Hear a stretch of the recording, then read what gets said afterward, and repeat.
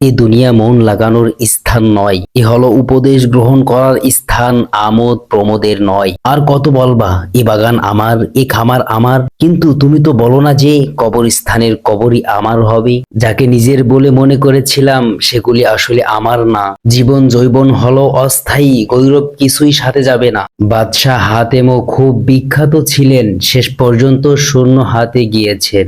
আমরা একথা বলি না যে দুনিয়াদারি ছেড়ে দাও, কিন্তু আমরা বলে থাকি তুমি যে কাজ করো না কেন আল্লাহকে স্মরণ রেখে করো। তোমার শরীর হইতে যখন প্রাণ বায়ু চলে যাবে, তোমার হাড়ের মধ্যে মাটি ঢুকে যাবে। হে বৎস, পরকাল থেকে উদাসীন হয়েও না, এ জগতের ভোগ সামগ্রীর প্রতি আকৃষ্ট হয়েও না।